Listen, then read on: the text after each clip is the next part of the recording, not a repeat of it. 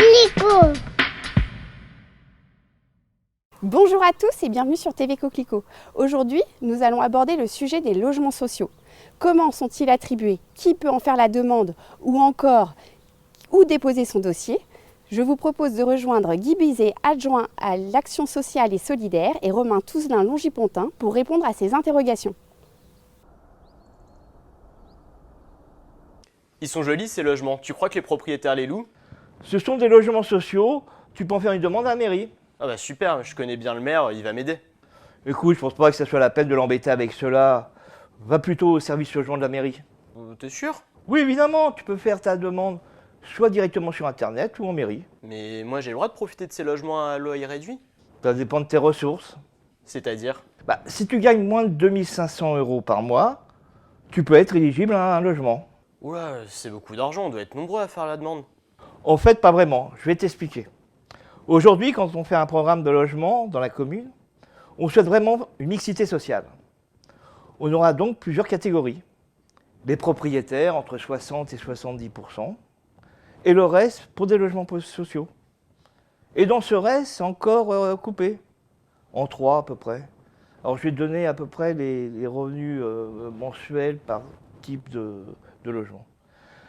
30% des logements pour des gens à moins de 1000 € par mois, pour une personne. 65% pour des gens de moins de 2000 € par mois, pareil pour une personne.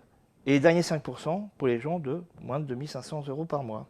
D'accord, je comprends mieux ce que veut dire la mixité sociale dans les immeubles, ça évite les ghettos. Et qu'est-ce que je dois prendre comme document pour aller faire ma demande en mairie? Ouais, tu peux regarder sur internet, hein, tout est marqué. Bon, maintenant, généralement, ils demandent les copies, les pièces traditionnelles, hein, copies de passeport, copies de pièces d'identité, les habits d'imposition, etc. Mais le plus simple, franchement, tu vas au service logement de la mairie, ils vont t'expliquer et ils ont l'habitude, ils t'aideront.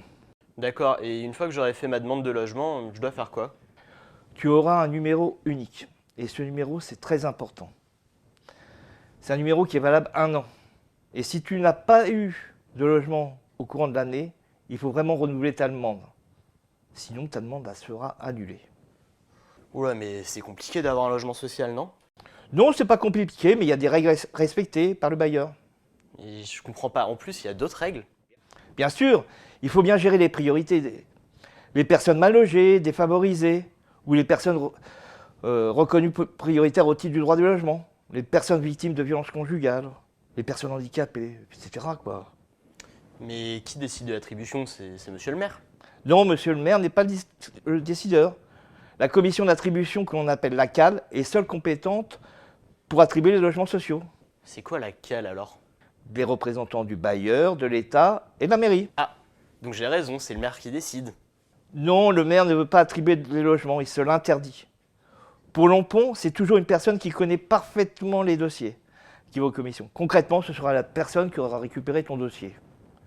Et puis, comme tu tiens vraiment à voir monsieur le maire, quand tu constitueras ton dossier en mairie, passe le saluer, il sera content. D'accord, j'ai compris, je vais me renseigner au service logement. Super, bon merci beaucoup, je cours en mairie au service logement pour faire ma demande.